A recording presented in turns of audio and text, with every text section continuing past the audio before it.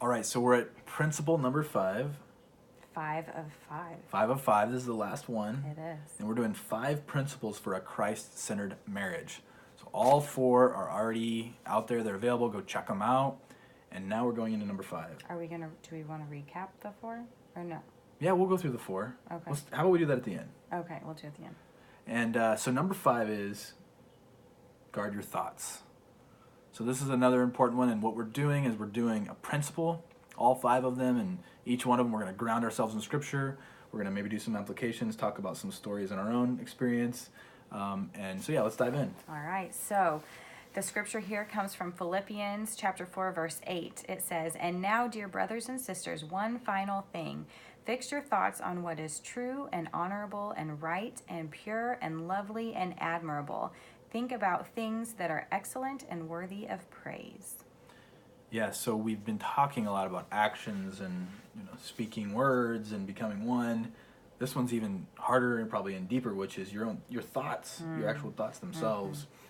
And we've also been trying to think about evidences of if you're doing these things. And one of the evidences that I have, which is actually from nearly when we were married, but a little bit before we were married. And I think I heard about this after we were married, but it was from before we were married. And I had a friend, and one of my best friends, from really childhood and all the way through to be an adult.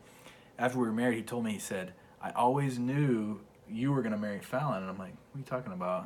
I mean, we were together. Yeah, I know that. He said, "No, like, we'd be out with buddies and they might see some pretty girl and they'd say, 'Look at that pretty girl.' And we'd ask you and you'd say, I didn't even know what you were talking about. Like, I didn't even see it. It wasn't, I was not, my thoughts were not on that. My thoughts were on, like the scripture says, fix your thoughts on true, what is honorable, what is right, pure, lovely, and admirable."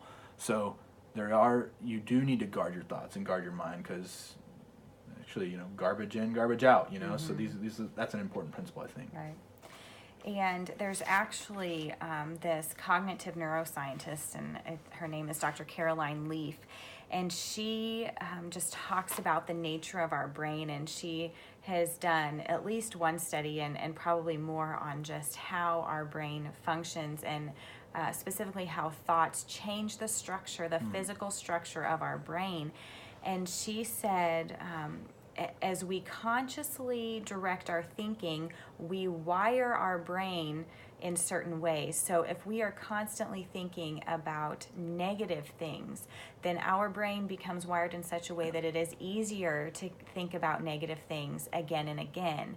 And so if we try to apply that to this scripture, thinking about things that are honorable and true and lovely and admirable, if we start thinking about those things and make that our habit, then that changes the physical makeup of our brain. On the cellular level, the neurons in our brain make different connections, and so the connections of thinking that way become strengthened. And so then it's easier for us to think about those lovely things, those admirable things, because we have wired our brain in such a way. We've changed the physical makeup of our brain so that it thinks that way more easily. That's pretty incredible, isn't it? I mean, you're building little machines in your brain based on how you think. Yeah. And yeah, I think another way to think about it is if you practice the thoughts of deceit or things that are not honorable, you're making it easier for you to repeat those patterns, over and over again. So it's pretty incredible how you think changes the way your brain's actually structured, which, affects the future of your brain and how you actually think about, doing things that are honorable or thinking about things that are honorable. So yeah, that's a really incredible study that's impactful, and it follows here too. And I think this also ties back into our 4th principle, which is to become one. We talk about those things that you can do to become one, like pray together and worship together and read the Bible together. Well, those are also things that help you guard your thoughts. Yeah. The more you're in the Word, the more you're in conversation with the Lord through prayer, the more knowledge you gain about who He is and what He wants you to think about, and the more truth that you're absorbing and that you can use to guard your thoughts. That's right. I mean, there's even just a logical or practical element of that. when you're studying His Word or praying, you're not doing something else. True. You know, Yeah, and for what sure. is that something else? You know, in the worst case scenario, that something else is something really bad. But even if it's just sort of net neutral, it's still not as good as what you could be doing by reading His Word and Right. praying.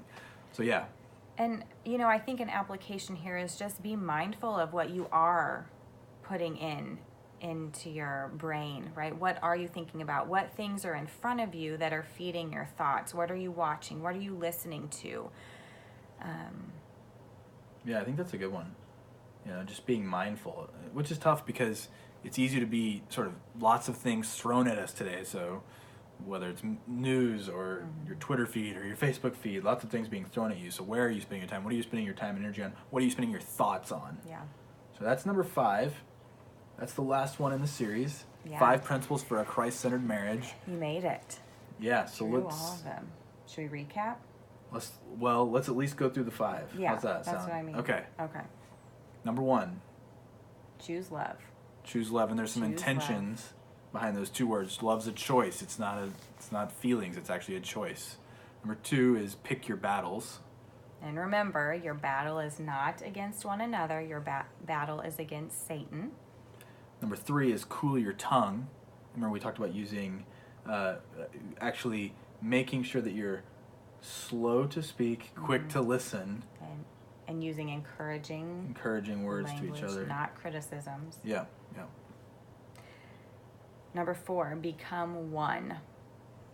Yeah, so it happens over time. It's a process. Certainly when you get married, you are joined to your wife. You leave your father and mother and become one, but this is your chance to go through that process. And how do you go through that process? Well, you start doing some things together, like praying together. Because when you pray together, Christ is there with you. Because when 2 or 3 are gathered, He's also there. So I just love that. I still just love that. it's an incredible one. I almost like that's the nugget to pull out of here. If you remember one thing, do that. And then number 5.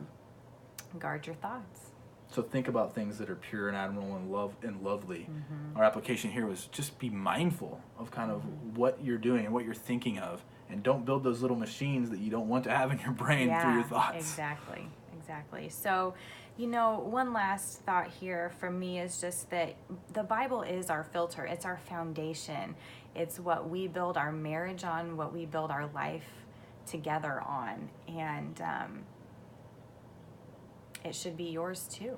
I mean, remember, Christ and the church. He used that as an analogy, Christ and the church as the marriage analogy for what Christ's relationship is with the church. So you can kind of get a sense of what he thinks about this relationship between man and woman whenever you're married, becoming one, leaving father and mother to become one, the image of Christ in the church, incredibly important. So those are our 5. I don't think they're probably not the only 5 principles, but Probably not. these are 5 that we found important in our own relationship. We would love to hear what you found important. Yeah. Yeah, and what were some applications you use maybe in each one of these principles? What are some of those applications that maybe you use to make sure you're keeping Christ in the center, going through these 5 principles? Yeah, we want to hear from you. So thanks for joining us, and we are looking forward to seeing what you have to say. And this was number 5. Go back and find 1 through 4. They're already all available. This is number 5. They're all out there. Thanks for coming. Thanks for joining. And again, make sure you're letting us know, what did you think about? What are your principles, and what are your applications for these principles? See you later. Thanks.